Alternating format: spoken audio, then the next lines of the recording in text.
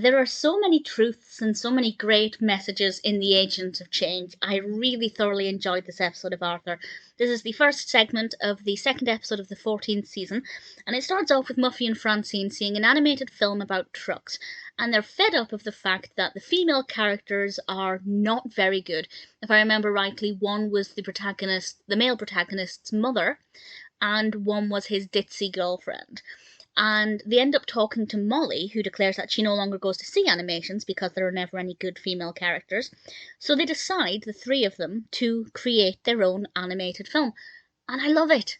I absolutely love it. Obviously, I'm slightly biased because I'm female and I'm a film fan, so it speaks to me on multiple levels.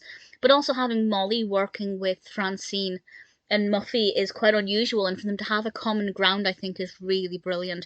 The fact that they are being active in making the change that they want to see is always a really strong message, whether it's with making the kind of films you think should exist or doing anything.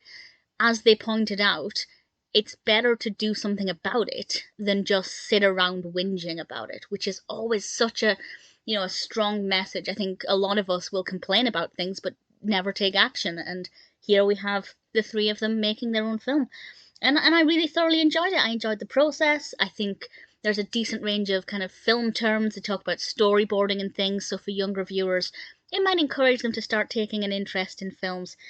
I really thoroughly enjoyed it, and I think it's timely as well. Maybe, things are definitely getting better with regards to females being represented. And I mean, in animation, okay, so a lot of animations, unless they're princess films, do have male protagonists. That's definitely the case. But I think that's less and less so.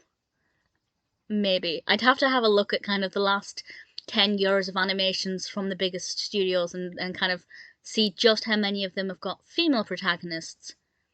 If we take Disney out of the equation, then actually, yeah, not many of them do.